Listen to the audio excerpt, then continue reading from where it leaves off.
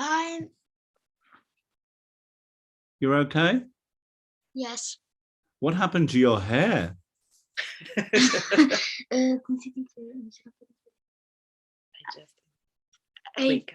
I just wake up. Oh, so that's what happens to your hair when you sleep? Yes. Really? I thought it's some sort of modern style. Short on the side and then long on the top. Yeah, I'm thinking of having that style myself. So I can look like Joseph. When I wake up, this is how my hair looks. It's very easy. I just polish with a cloth. Are you well? Yes. Ça va?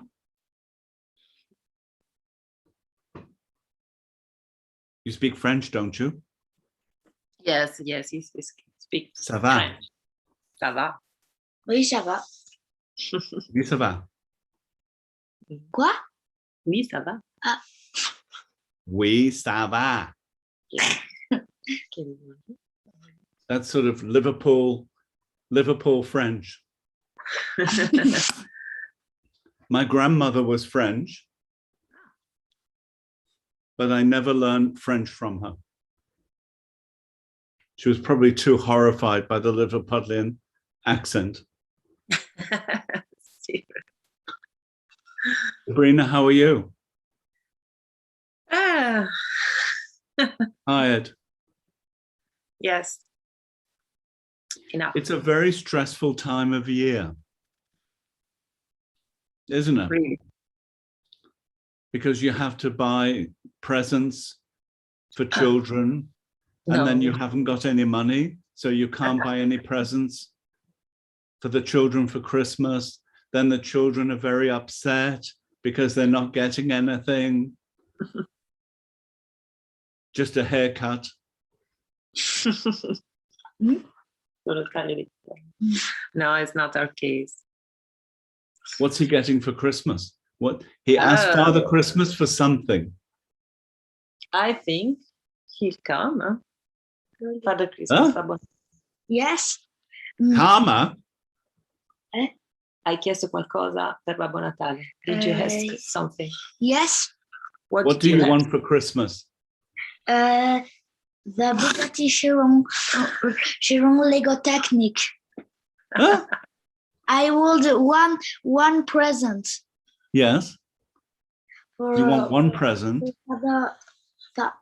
Father Christmas. Mm-hmm. Santa Claus.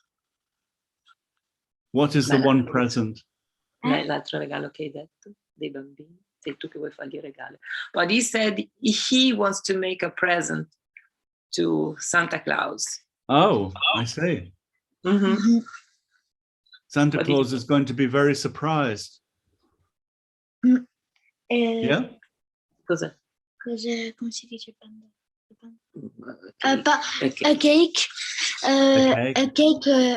A cake for Santa Claus and come si dice? Elfi.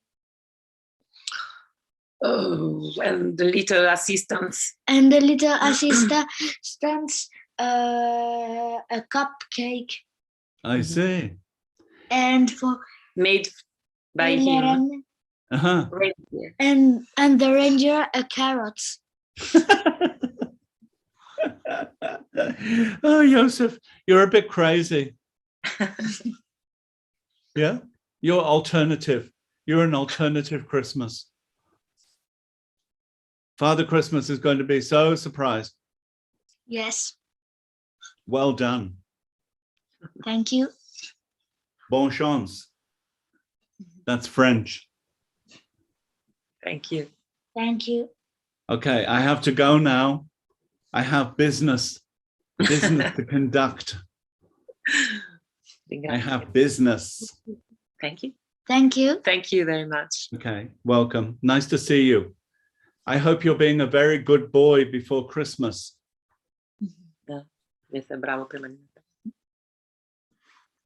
Yes? Yes. Your mother is a very special woman. Mm-hmm. She's like a Buddha. Your La la. mother is like a Buddha, right? Yes. You see ordinary woman, but actually she can be a Buddha. You don't know. Che potrei essere un Buddha e tu non lo sai. So this is how things are. When you look at people, you look at animals, you look at people, you look at birds, you think, oh, this is just a bird, this is just a person, but actually can be a Buddha. Quando guardi un uccello, non è solo quello che vedi, potrebbe essere un Buddha. So when you think, my mother is a Buddha, you get the same merit, good karma, as if your mother is really a Buddha. Quando pensi Not che sure. accumuli del buon karma, come se veramente fossi un Buddha, quando lo pensi così. Right? And when your mother looks at you and she thinks Joseph is a Buddha, same thing. Your mother gets good karma of looking at you as a Buddha. Quando io considero, ti vedo e ti vedo come un Buddha, come un buon karma, come se tu fossi veramente un Buddha. You understand? Yes. Okay. Okay, my teaching finished now. I'm going home. We do some prayers.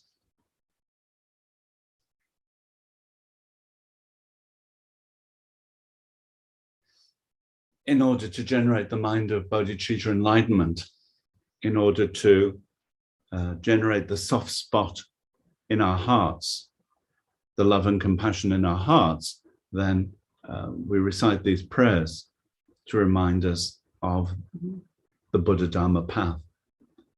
I go for refuge until I'm enlightened to the Buddha, the Dharma, and the Supreme Assembly. By the accumulation of merits of practicing generosity and so forth, may I become a Buddha to benefit all sentient beings. I go for refuge until I'm enlightened to the Buddha, the Dharma, and the Supreme Assembly. By the accumulation of merits of practicing generosity and so forth, may I become a Buddha to benefit all sentient beings. I go for refuge until I'm enlightened to the Buddha, the Dharma, and the Supreme Assembly. By the accumulation of merits of practicing generosity and so forth, may I become a Buddha to benefit all sentient beings. May all sentient beings have happiness and the causes of happiness. May all sentient beings be free from suffering and the causes of suffering. May all sentient beings never be separated from the happiness which is without suffering. May all sentient beings abide in equanimity, free from both attachment and hatred, holding some close and others distant. Reverently, I prostrate with my body, speech, and mind. I present every type of offering, actual and imagined. I declare all my negative actions accumulated since beginningless time, and rejoice in the merit of all holy and ordinary beings. Please remain until the end of cyclic existence, and turn the wheel of Dharma for living beings. I dedicate my own merits and those of others to the great enlightenment. This ground, anointed with perfume, strewn with flowers, adorned with Mount Meru, 4 continents, the sun and the moon. I imagine this as a Buddha field and offer it. May all living beings enjoy this pure land. Idam Guru Ratna Mandalakam Niryatayami.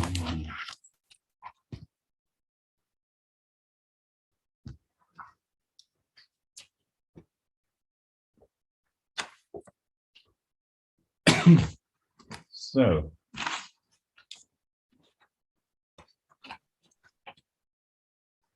I'm following this text.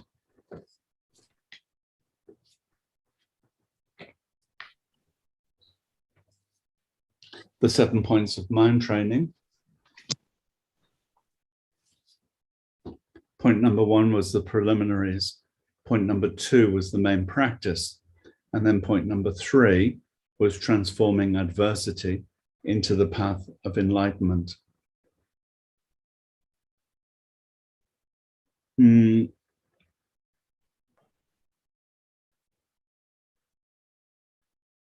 We have considered that all phenomena,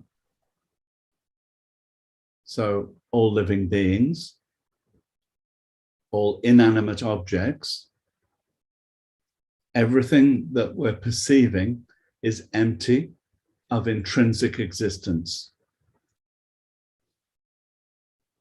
So you were asked to consider all things and events as dreamlike, examine the nature of unborn awareness, let even the antidote be free in its own place, etc.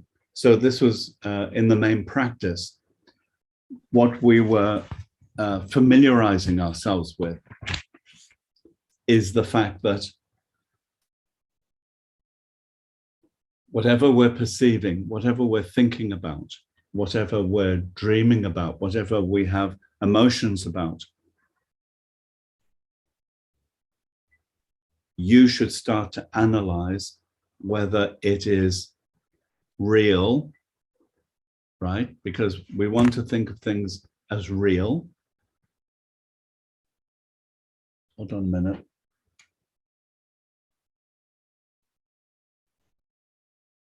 Okay, it's in the camera. We want to think of them as solid, real, because then we construct a story around that reality. And this is what we've been doing from beginningless time.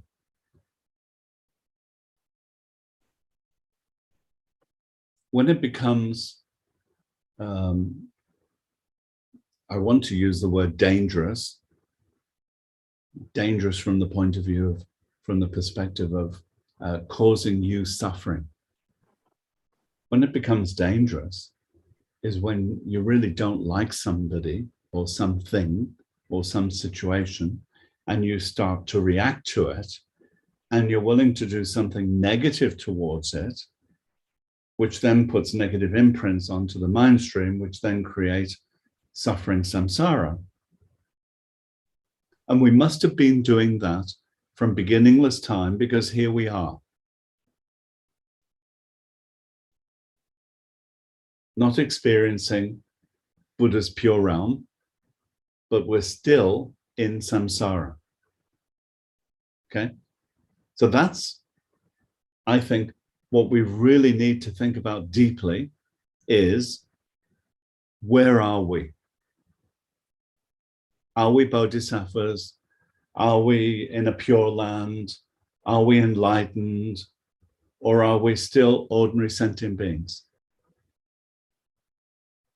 So I don't know about you, but for me, I'm still an ordinary sentient being. And it's been like that, life after life after life, ordinary sentient being in the hell realms, ordinary sentient being in the God realms, ordinary sentient beings as a human, then an animal, and we go up and we go down. We go up and we go down. Nothing is permanent. So the karma created produces your rebirth, produces your experience.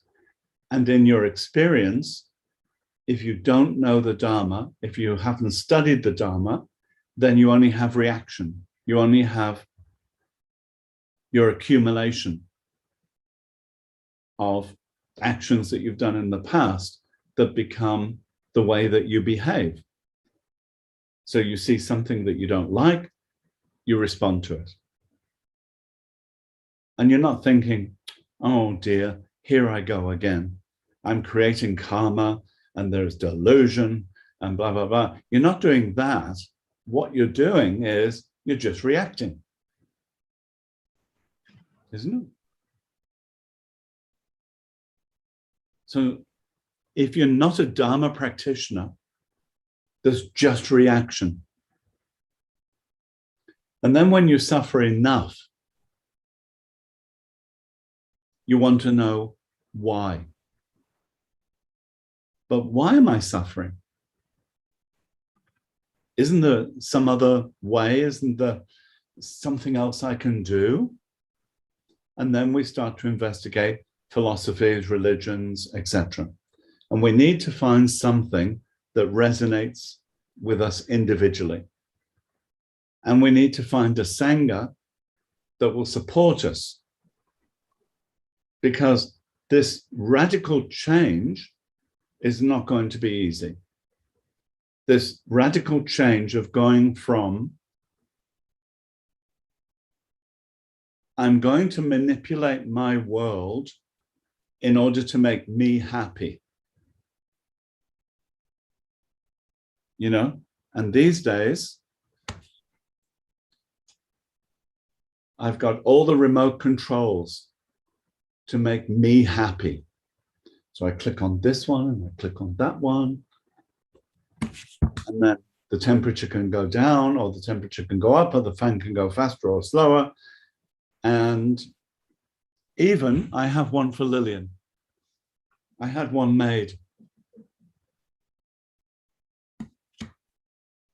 Hasn't worked till now. But wouldn't it be great if you could have a remote for a person? Click. Or she goes to make a cup of tea. Click. She goes and does the dishes. Click. She becomes enlightened, you know? So you can see how much we're manipulating the environment. And then perhaps there's some overflow. We try to manipulate people. We try to get them to do what we want, how we want it, in order to make me happy. I'm living within my bubble of I want to be happy, I don't want suffering. Then when you start to get into Dharma, there's a conflict, I think, between Dharma and drama. So you have both. You know, you start off with the drama, and then you start to apply the Dharma, and there's a conflict there because they're opposites. And the Dharma says, peace, calm, quiet. But still, there's stuff going on inside. Still, we have our nature, you know, all the baggage that we brought. So we have to do purification. And we have to start challenging the reality that we think exists. Is it real? Is it a reality? Or is it like a dream? Is it like an illusion? So this is a clever way of starting to wonder what's going on here. Is it as solid and real as I thought? Or is there something else? Is there something that I haven't even conceived of, which would be emptiness, the emptiness of inherent existence? Is the enemy that I thought is real, is the enemy as real as I thought? We start to challenge that concept. The friend, is the friend as real as I thought?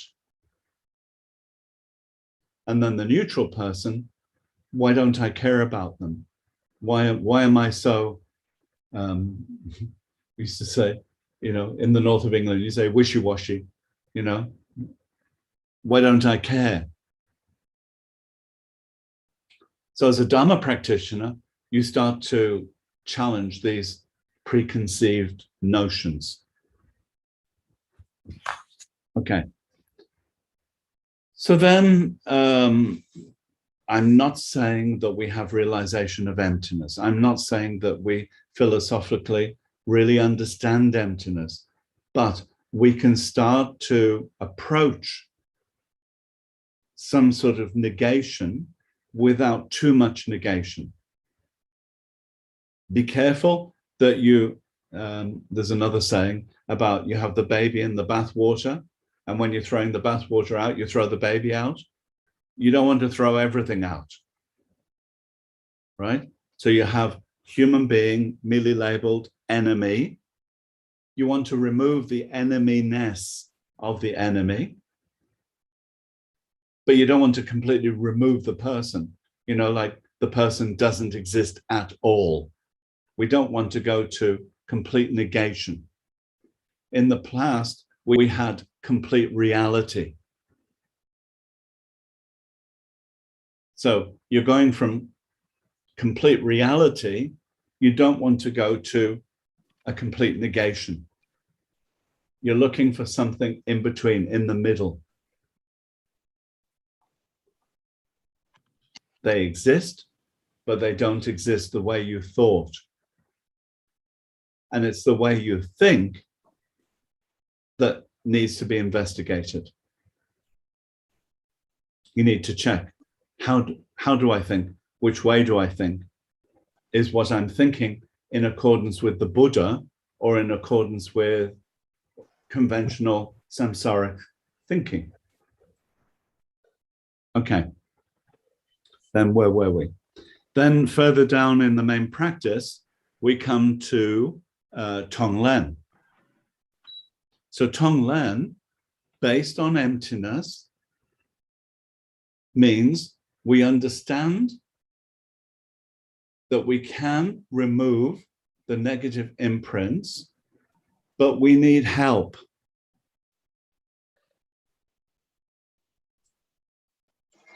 Where are we going to get the help from? From beginningless time, we have harmed sentient beings.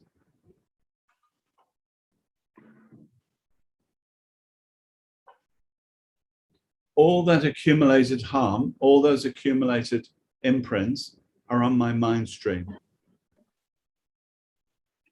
So how am I going to remove all of those negative imprints from beginningless time so that I don't experience the result?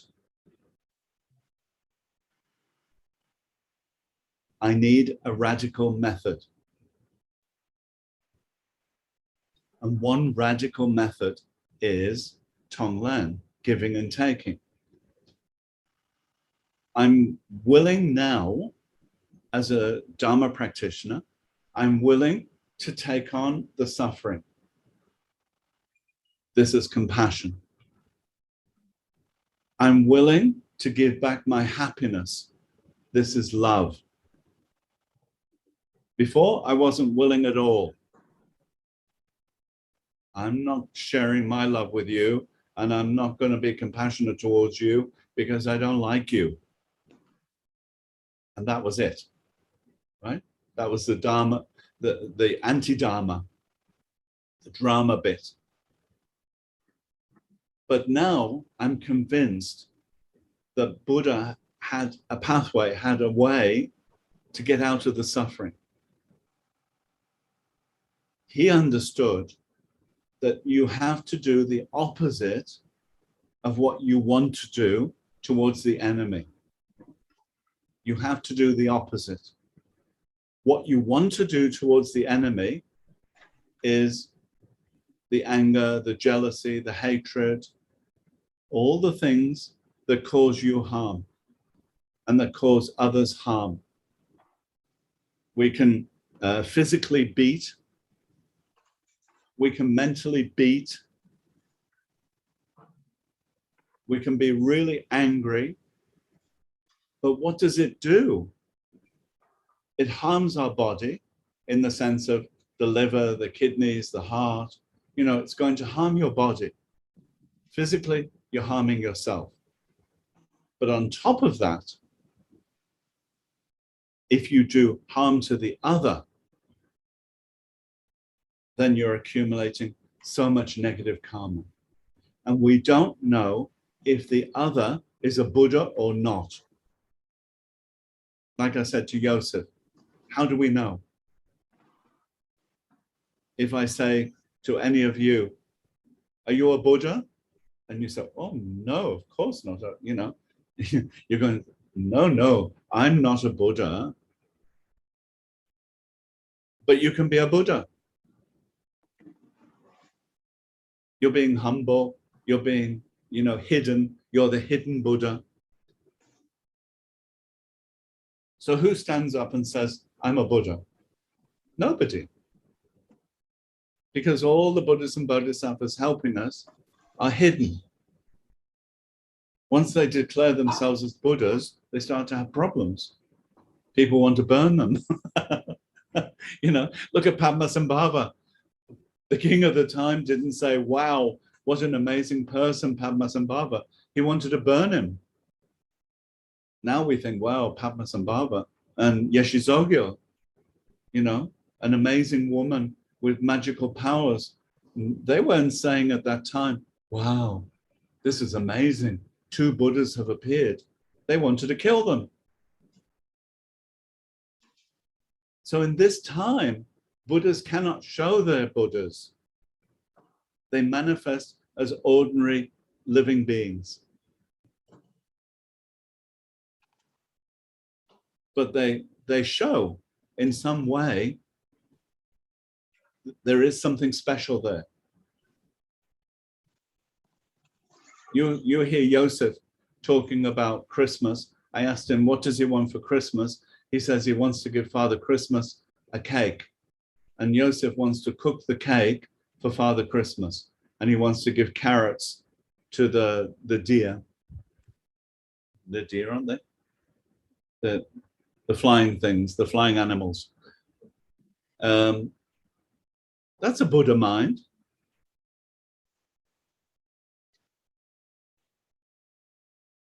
So we need more of that Buddha mind and less of the devil mind.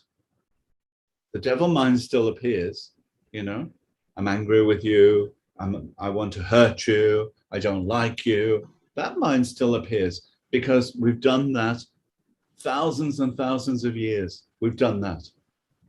But what it produced is suffering. Absolute suffering. So we want to remove that suffering and we want happiness. So we need to encourage the Buddha mind in order to have happiness. And the one way we can do it is Tonglen. One way. There's another way, 6 causes and effect. But this way, this practice, this text, it's Tonglen. Because you're amazing people, you're radical people, and you're willing to do it. You've got to be radical. You've got to be a bit weird. Right? Because if you're not weird, then who would be bringing in somebody else's suffering? I visualize all this suffering, give it to me. And I have happiness, I give it to you. This is weird. And if it's weird, then it's probably Dharma.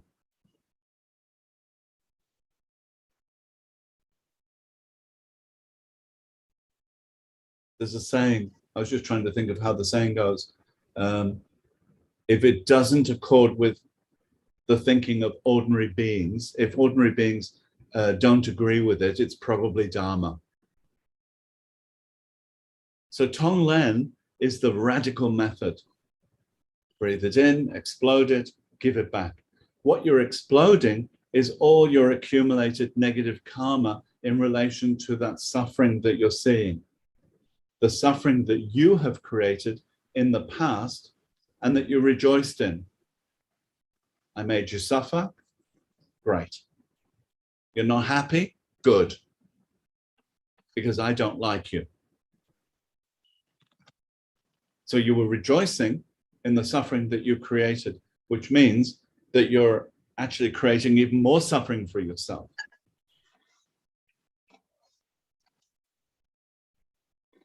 So in the text, in the main practice, it came down to giving and taking, mounted on the breath, then 3 objects, 3 poisons, 3 sources of virtue. This is about the friend, enemy, stranger, desire, hatred, etc. We need to make decisions as to what to do with the negative and what to do with the positive. Do we want to increase the positive? Of course, yes. Do we want to remove the negative? Of course, yes. But how? Begin the process of taking with yourself, it says in the text. Don't ignore yourself. Don't say, I don't exist, my suffering doesn't exist. Your suffering exists, but it doesn't have to exist. It's not permanently existent. It's not existent from its own side. It's not created by somebody else. Your suffering is not created by them. It's created by you. So it's self-cherishing, self-grasping creates your suffering. And therefore, because it's self, you need to solve the problem.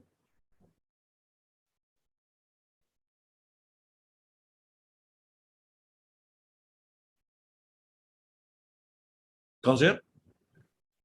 Because you have self-grasping, you believe the I exists, you grasp onto that I, and then you cherish that I. You have done that from beginningless time. Because of that, you suffer. Because of that, you have some happiness, but not complete total happiness. Just a bit here and there. You get some happiness, and then it's taken away from you. And you think, why me? It's not fair. I'm a good person. But from beginningless time, we've given harm to others because of self-cherishing and self-grasping. So the solution lies in your hands, not in Buddha's hands, not in anybody else's hands, but the solution lies in your hands. We have to find the softness of the heart that is willing to be open no matter what happens. Because what's going to happen is not going to be pleasant. You're going to have to purify the negative that you've created from beginningless time. That's often not pleasant. So you can get headaches, you can have pain in the body, you can have awful dreams. And in the text it says, you should rejoice. Because instead of going to a terrible rebirth, you're experiencing a headache. But do we remember? Oh, you know, I've got such a terrible headache. Help, help, I need pills to get rid of the headache. Do we do that? Or do we think, wow, this is incredible. I'm not going to a terrible rebirth. I'm just experiencing it as a headache. If you're the Dharma practitioner, you start to understand that these small pains and small sufferings are instead of the big pain and the big suffering. Because you're a Dharma practitioner. The purification is happening. You're so fortunate. Then we came to number 3, transforming adversity into the path of enlightenment. When all the world is filled with evil, transform adversity into the path of enlightenment. Drive all blames into one. This is a difficult one. You know, we can't always say that the whole world is filled with evil. But sometimes it feels that way. If you're in a relationship and the partner turns against you, it can feel that way. It can feel that everything is turning against you. If you have to go to court and they're saying, we're going to take away your house, we're going to take away your dog, we're going to take away your money, we're going to take away everything. Then it really feels that the world is against you. Now what are you going to do? Hit back. You know? You attack me with 1 bomb and I'm going to attack you with 3 bombs. And then you attack me with 5 bombs and I attack you with 10 bombs. And this is the way it goes, backwards and forwards, backwards and forwards. Escalating, escalating, escalating, having a war with each other. This is what it's talking about. When you go to war, I don't mean between countries, but in families, in partnerships, whatever it is in business, you go to war because you want what you want and the other side wants what they want. So what do you do when you get into these difficult situations where you want to go to war. The third line is drive all blames into one. Who is to blame? And we don't like the word blame, but they're using it here, I think, in a way of provoking you, of making you wake up, because it's your self-cherishing, self-grasping that's to blame. Not the ex-husband, ex-wife, mother, mother-in-law, etc., etc., etc. It's not all of those that you thought it was. There's only one to blame, which is the self-cherishing, self-grasping. Then the next line is meditate on the great kindness of all. So I looked up different translations, and there's another way of expressing this, which is be grateful to everything. So you can meditate on the great kindness of all, or you can express it as be grateful to everyone, everything.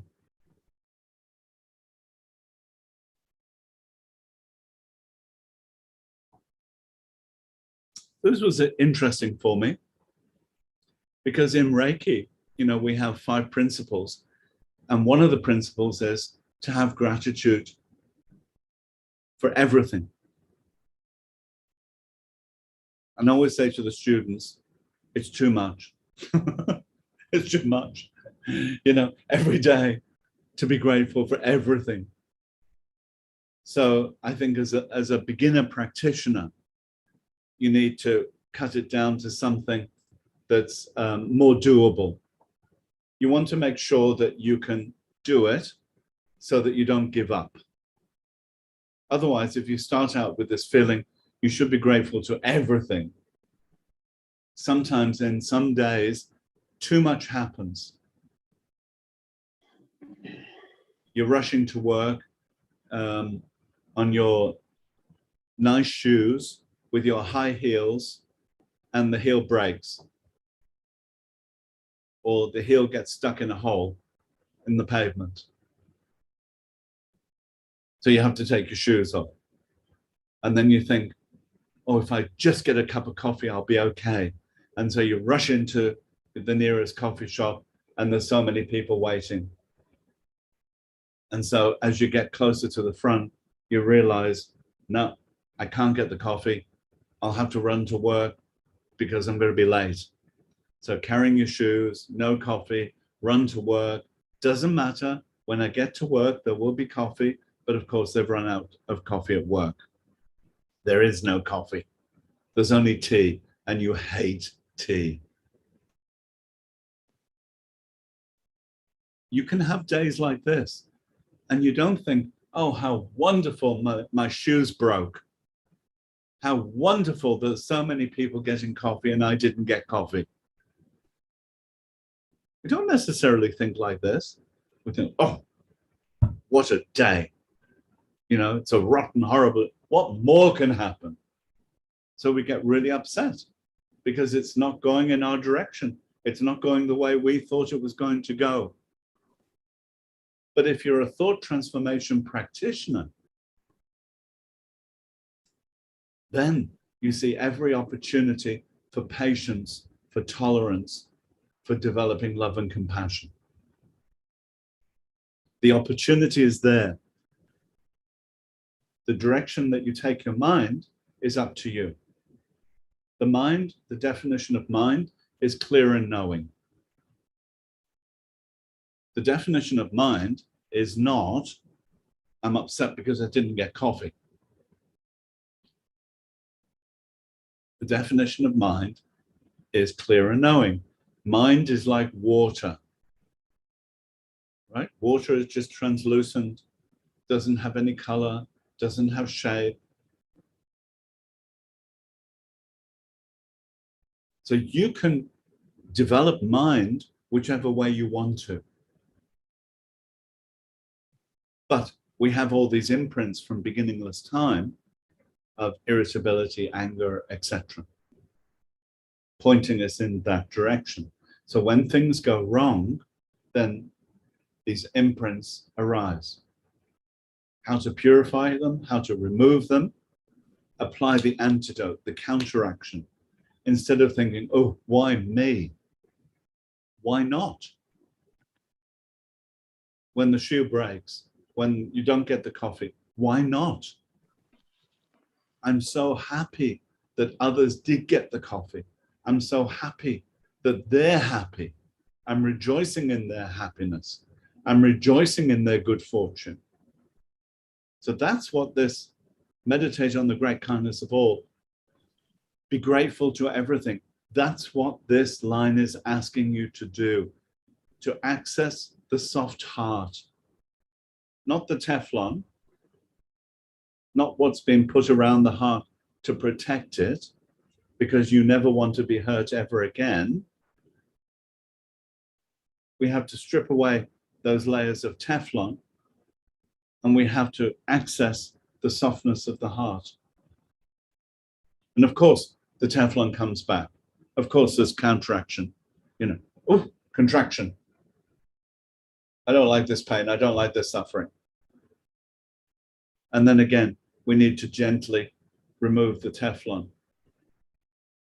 We need to experience the pain and the suffering, but experience it for what it is, self-created, created by me alone,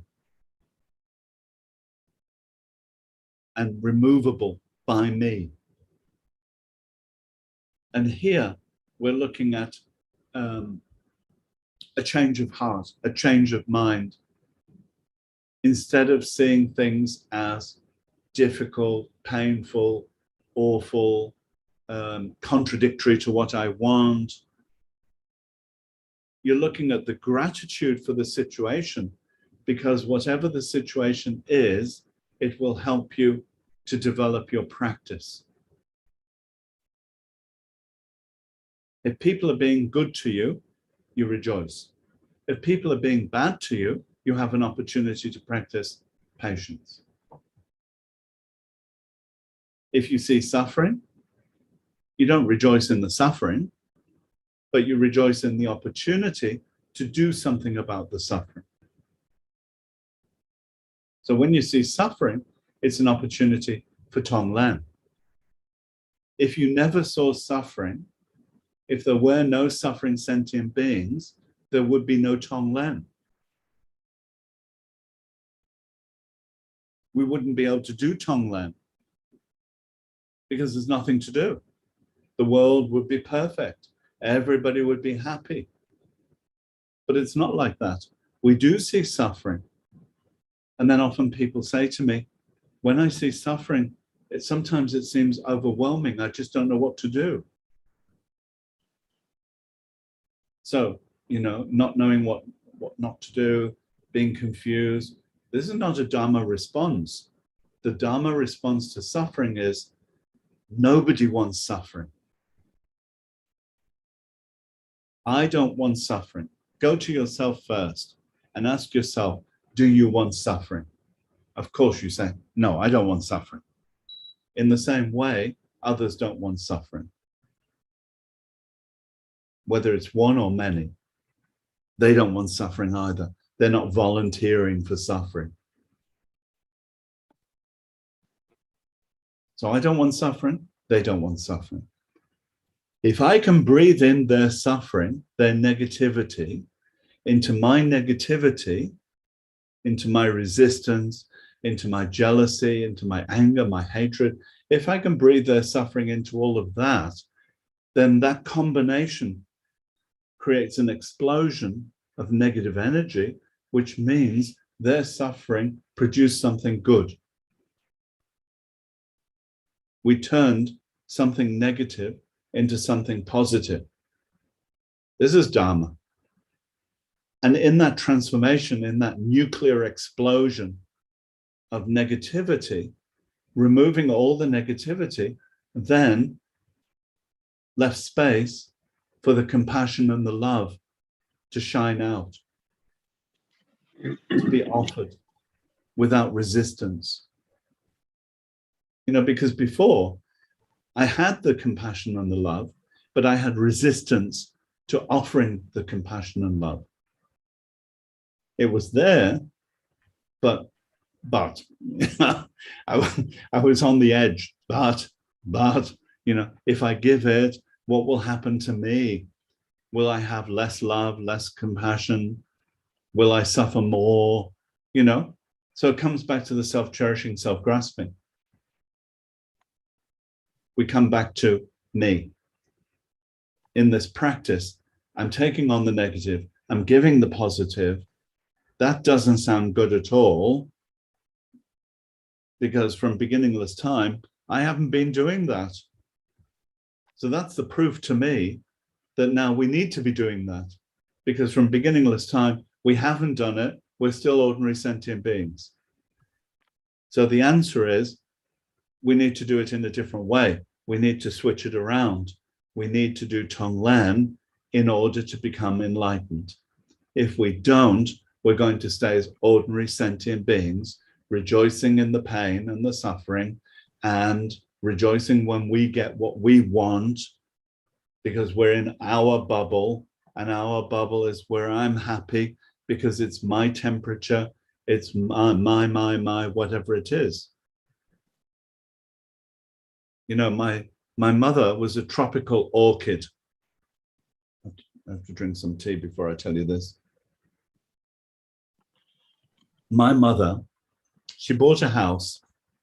It was an atrocious house with sort of purpley pink wallpaper with gigantic white flowers on the walls, and the house was 3 stories high. So she said she was going to renovate it. So my mother and I, we used to do the wallpapering. So she would, on the top floor of the 3 stories, she would have this wallpaper that was so long, and she'd be over the balcony, and I was about 10 or 11 years of age, and I'd be holding on to her legs, and she'd be over the balcony and putting this wallpaper with a broom, and to get rid of this other wallpaper, this horrendous wallpaper. So she'd be wallpapering like this. So anyway, this house had a boiler in which you burn coal. And so she liked the heat. And so she would fill up this boiler and not put it on. So you had to heat up the water to go through the pipes of the house. But she would forget that she'd put the boiler on. And at some point, we'd hear this noise, and it was like the boiler was rocking because it was the dial was on sort of danger, I'm about to explode. And I'd run out there and I'd switch it on, and there'd be this really hot water going through the pipes. But anyway, every evening she'd have the house at about 28, 30 degrees. This is, in winter when it was really cold. And I'm sort of sitting there, it's so hot. And, my mother's sitting there really happy because it's so hot. And so I'd go and gradually turn down the temperature. So we always had this fight about, I wanted it cooler, she wanted it hotter. We were in our own little bubbles. And this is what we experience, isn't it? In families, in relationships.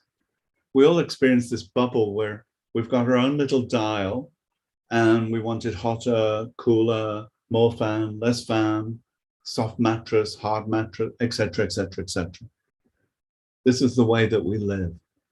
And this is all about self-cherishing. And we justify it because we say the body, the body needs. But we have to be careful not to involve this self-cherishing in it. Of course, you have to be sensible with your body. Of course, you have to take care of your body. But be careful the ego doesn't get involved. So where was I? Yeah. Tonglen is the medicine, is the radical medicine to get us out of samsara. We have to be willing to take on the suffering of others and give back our kindness, our compassion. Whatever goodness that we have to be willing to give that back.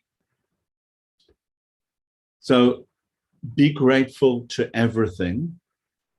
I would suggest, if you haven't done this before, if you've done Reiki, then you'll know about this because we do it in Reiki. I always suggest 5 things. Keep a diary, not a dairy. Keep a diary of 5 things every day. 5 new things that you're grateful for, and try to do this for 2 weeks. How much is that? 70 things, isn't it? 5, 7, 35, 70 things. 70 things that you're grateful for in 2 weeks. Okay? So 5 things a day, 7 days, 2 weeks, every day, something different. You can't write every day, sunrise, sunset, breakfast, lunch, and dinner, you know, doing well. Every single day, same thing. You can do that for the first day, but the second day, you can't use any of those things. So every day it has to be 5 different things, new things. This is radical, because instead of looking for what is happening on the outside, you start to smile at people, you start to look for what you're grateful for. You know, one lady told me she became grateful that she had tires on the car. You never think about this. You know, before I have tires on the car, but now I'm so desperate for 5 things, and I'm grateful that I have tires on the car. So try this for a week, 2 weeks, and then put it away. And when your mind starts to go a bit down, you're starting to lose the gratefulness, the gratitude. Get it out and start to read it. It's very powerful when you read about all the things that you're grateful for.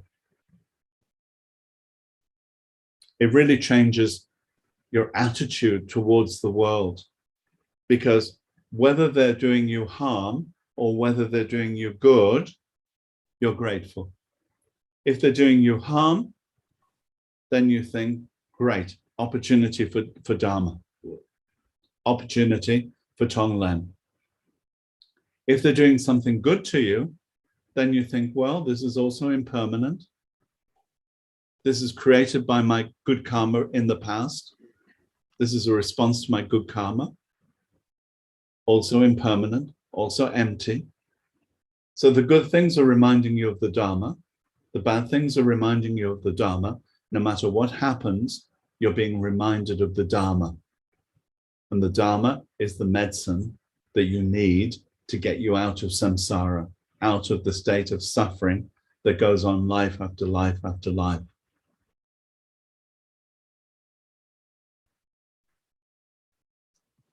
Any questions? I look very yellow. I look like I've got jaundice. I don't have jaundice. It's just this weird lighting. Yes? Hello. That I think it's Sophia Chung. Hello, teacher. I knew it. I'm speaking to you from my garden, and my plants say thank you. They've been listening to the Dharma. I don't have a question because this is the last one. So I just want to say today's teaching, I'm happy because I have no argument with you, and I totally resonate with your teachings. I'm happy, and I thank you. Please don't say too much. You know, my heart is stopping. My heart is not beating any longer. Why? This is the first. And that you don't have a problem. Yeah, I thank myself for like holding on to it and keep returning to you, because I know we met in this Dharma and you be my teacher for some very important and special reasons. So even though my ego disagree with you sometimes, I am happy to return to your teaching and thank you very much. Today's teaching is very, very important. It's like I cannot express, but yeah, thank you very much. And I still remember that monastery where we had the retreat. Yeah. And you sitting in the left corner near the door. Beside the window. Yeah, ready to run. Yeah, I'm still like that. Well, thank you. Anyway, thank you for your positive comments. Yep, and have a good Christmas. Yeah, you too. Please rest well. I'm already sending blessings to your cataract, your eyes, and your doctors. So you will be very safe because I'm a powerful woman, as you say. You certainly are. Yeah, and I'll see you next year. Okay. I love you very much. I'll leave time to other students. Thank you. Thank you. Bye. Hi. Anybody else?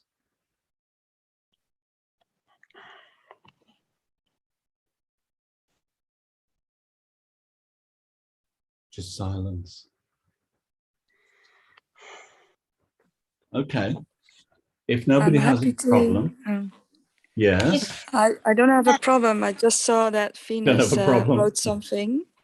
And I'm happy to, and I'm thankful that Venus is up and well again. I'm happy that Venus is up and well again. It's Maureen from Amsterdam. Oh, hi, Maureen. Yes, where is Venus? She's there in that list somewhere, isn't she? There's Venus. Hello, teacher. Yes, Venus, you're getting around. You're on your feet. Yeah, thank you. Thank you so much for all the help.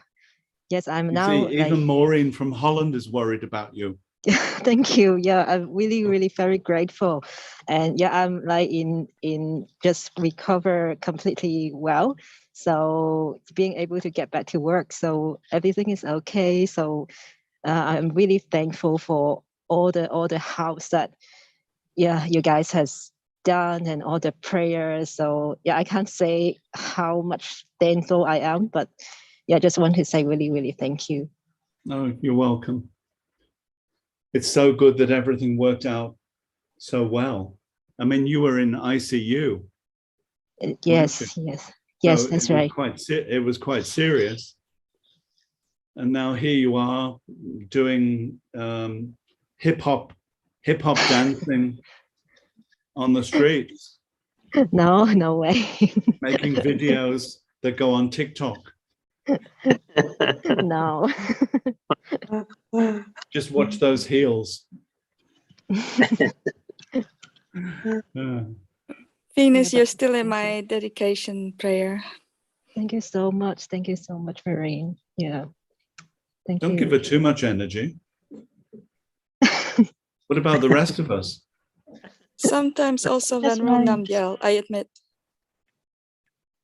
Yeah, I can take a little bit.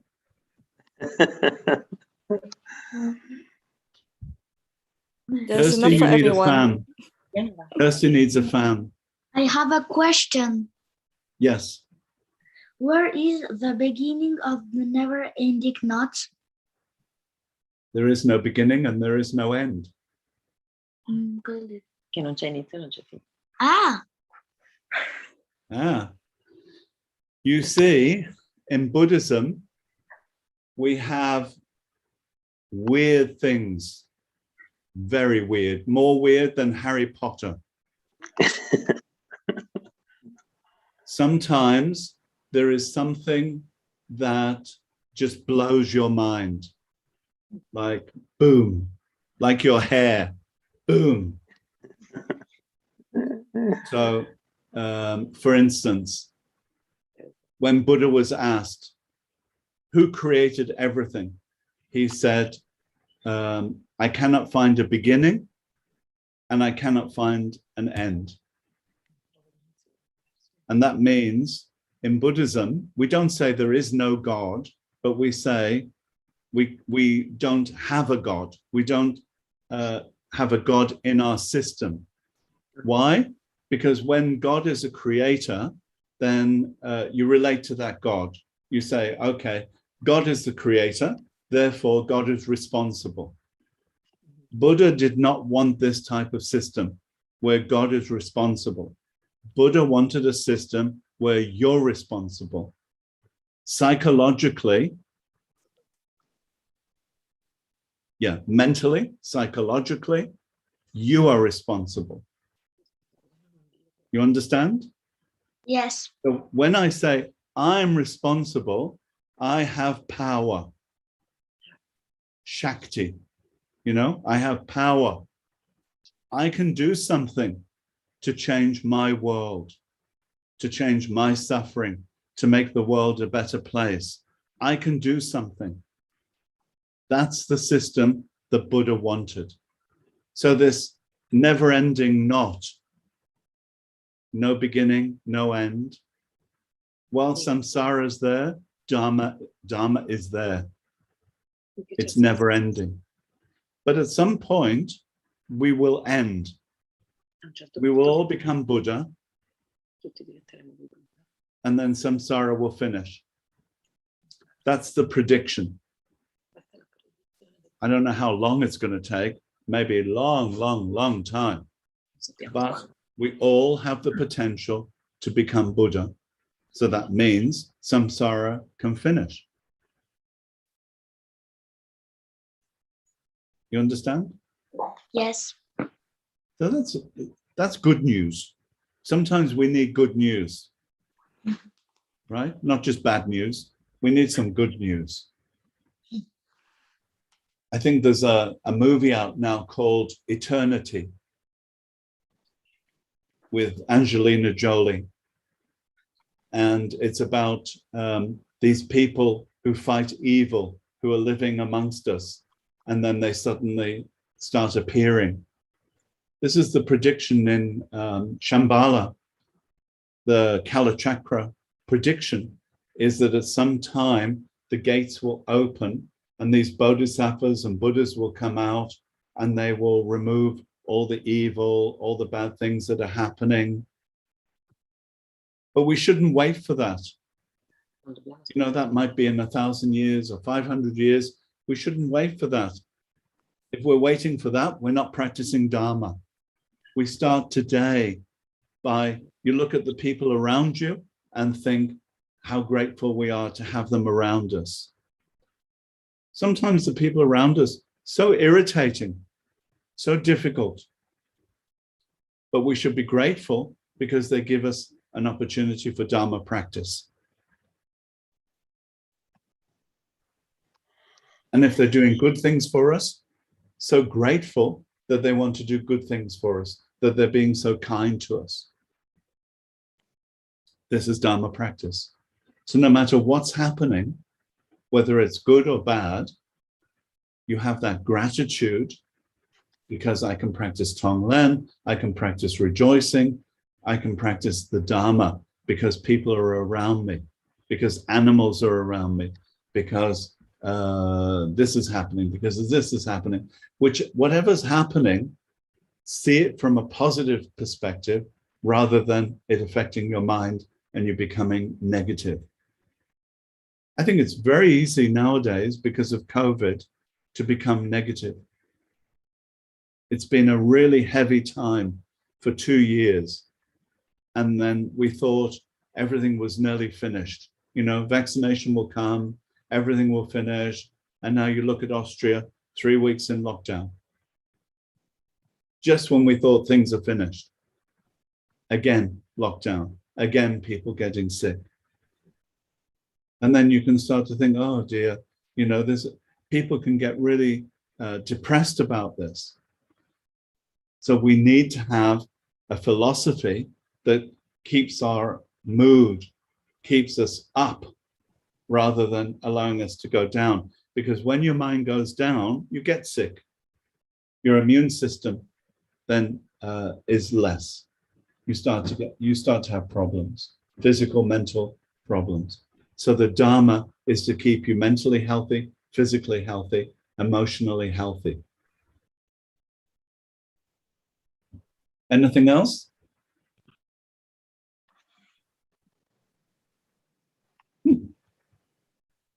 Okay. We do prayers now. So we're going to do some prayers and dedicate for the well-being and happiness, particularly of you, the students.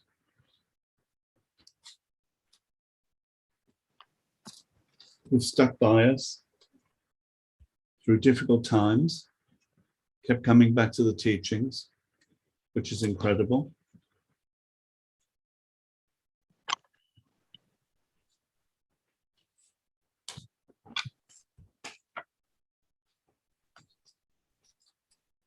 And I'm on page 35. Are you on page 35?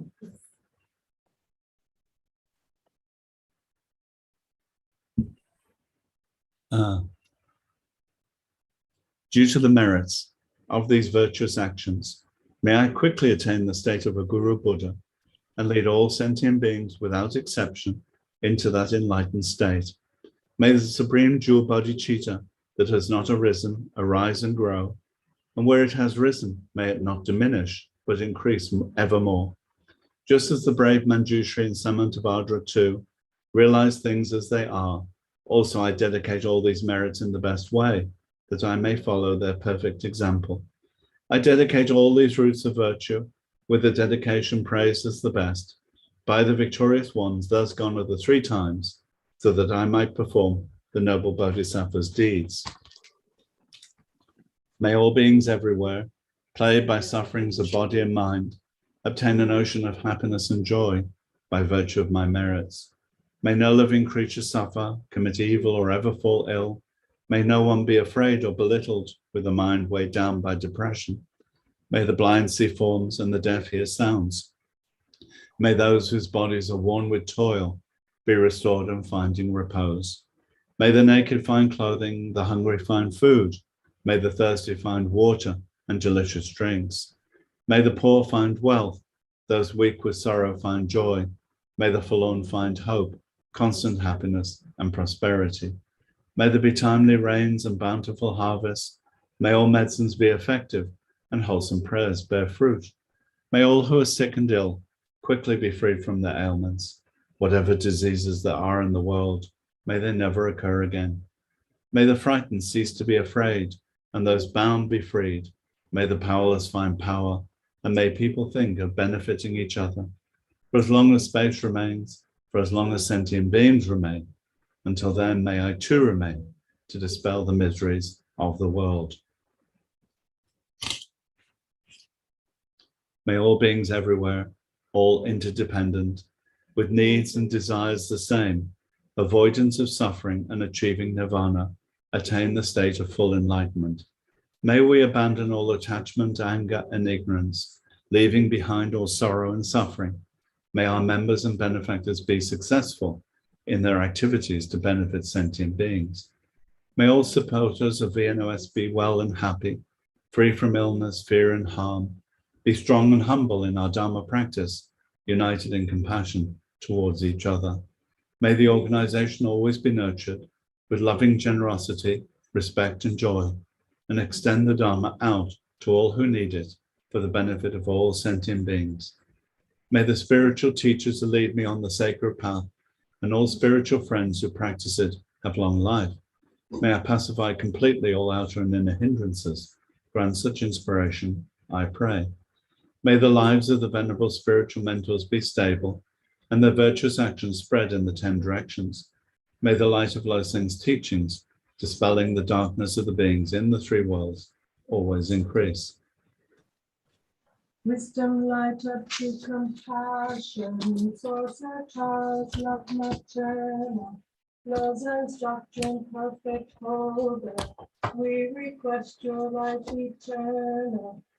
Teacher, Father, Mother, Guru, we entreat you, live forever, guiding all to liberation, perfecting our minds forever, with your always skillful guidance and profound compassionate ways, shining stars, light eternal, guiding to her Tathagata mind.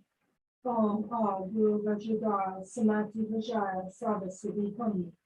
Om Tari Chutari Chure Guru Samati Vajaya Ayu.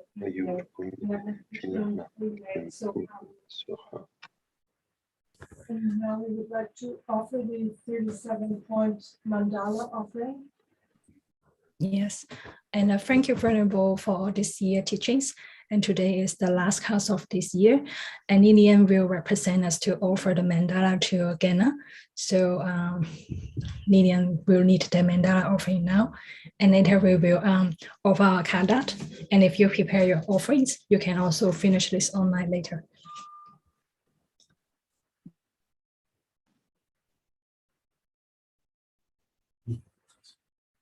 Om Vajradhani Om.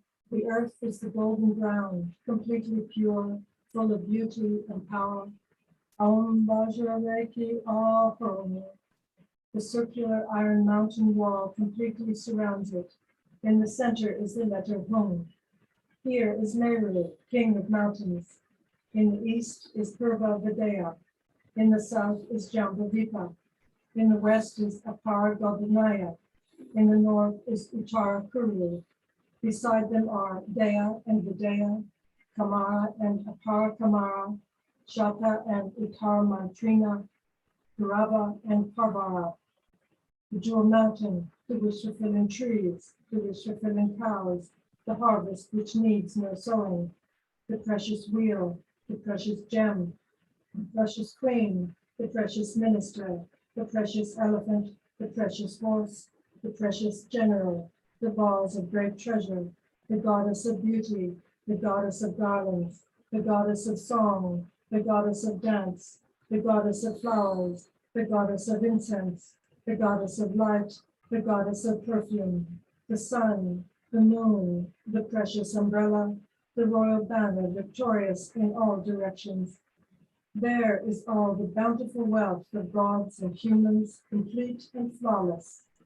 All this I offer to the glorious Lama, in order that your life may be secure for hundreds of kalpas, and that you may continue to turn the wheel of the profound Dharma teachings. Please accept it with compassion for the benefit of beings. Having accepted it, please grant your blessing.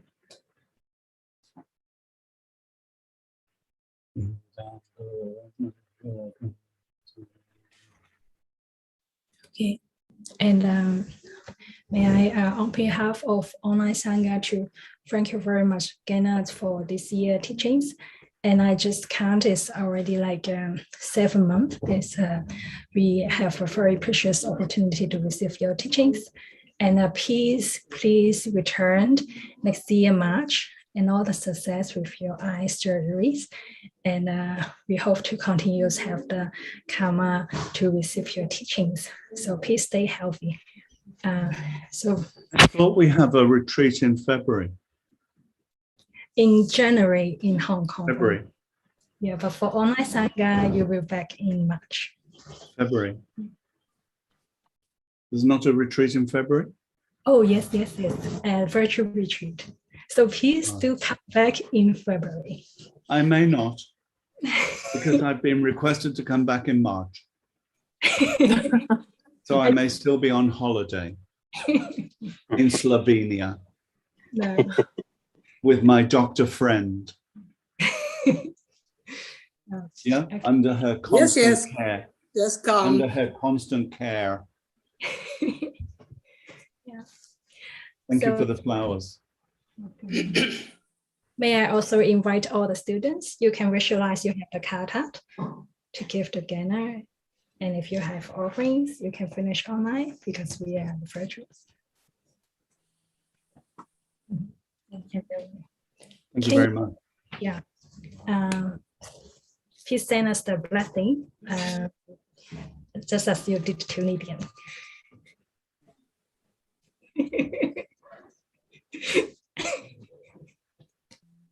Sending out blessings. Anyway, we don't believe in blessings.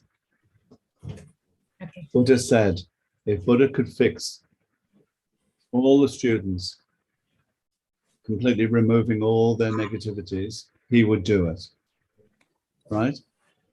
So teachers can encourage, they can give guidance, teachers can give energy when you need energy, but they can't do it for you. So that's the important point. Isn't it this one who had cancer? Is it this one? Yes. Winnie. Isn't it her? Yes. She had cancer. Yes, it's Yeah? me. Yeah. Look what she did. I didn't do it. Buddha didn't do it. She did it. Thank you, teacher. That's the power of the practice, is that you take the teachings, you put them into practice, and then transformation can happen, right? So, you know, I am not a God, I am not a Buddha, I'm nothing special. So that's why I'm saying to you, don't look at me to fix you. I'm a mess. I've got cataracts, I can't even see you. Where are you? I said to the doctor, when I saw the eye doctor, I said, you know, are you successful at doing this operation? He said, oh, yes, very successful. I said, well, if I leave here with a stick and a dog, then we worry, you know? If after the operation, one stick, if he gives me one stick and one dog, I'm in big trouble. So, you know, we're all experiencing our karma. We all experience good things, we experience bad things, but the way that we react to them is whether we're the Dharma practitioner or we're not, right? It doesn't mean that you will have all happiness and no suffering. It doesn't mean you will remove all sickness and have no sickness. It just means you can deal with everything that you come in contact with. If you have problems, you know what to do. If you have good things happening, you know what to do. This is the Dharma. Yeah. So I think we know this from what we're studying. We have a good mind. We have a good way of behaving. And so I think we have a good future. Thank you all very much. Thank Nice you. to see Thank you. you. I think I can see you. Nice to see you, including one man from Russia, I think, Martin. And see you in February for retreat. You have a bit of a holiday, enjoy Christmas. Don't get into the hoo-ha of Christmas, but remember what Christmas is about, kindness towards others, right? So we've talked about kindness, now put it into practice. When you're sitting next to that person at Christmas dinner who's criticizing you and judging you, remember kindness, right? And then in February, we have the first retreat, and then we'll start teaching again in March. Okay. Thank you very much. Thank you so much. Okay. Take care. See you. Thank you so much, Kenna. Bye. Again, Take care. I'm back next week with meditation. Bye.